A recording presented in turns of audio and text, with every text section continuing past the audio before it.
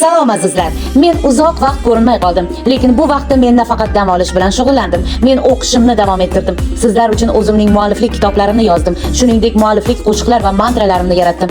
Meni kutganlar va kutmaganlarga aytaman, men shu yerdaman. Hayotimda ko'p sinovlar bo'ldi. Menga va'dani qoplab bergan, rishtalarim mustahkam bog'langan yaqinlarim yarim yo'lda meni tark etdilar. Ayrim odamlar meni yiqitish va yo'q qilishni istashdi, ammo ular muvaffaq bo'lmadilar. Menga og'ir zamonlarda yordam bergan va meni qo'llab-quvvatlaganlar ham juda ko'pchilik bo'ldi.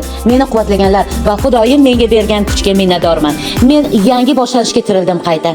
Men yanada kuchli qaytib keldim. O'z o'rnimdaman, qat'iyatliman va faqat oldinga yurishga tayyor davomdaman. Bu yangi davr ruhimning qadamlari va haqiqiylikning hech qanday to'siqlar bilan buzib bo'lmasligini isbotidir.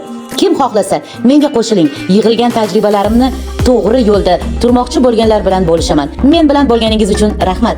Oldinda yana ko'p yangi va yorug' narsalar bor. Buyuk Robbim nomi bilan abadiylik abad, yaxshilik va muhabbat bardavom bo'lsin. Faqat Robbimga hamd va sanolar ila barchangizga hurmat va ehtirom ila. Chingiza Hamidova.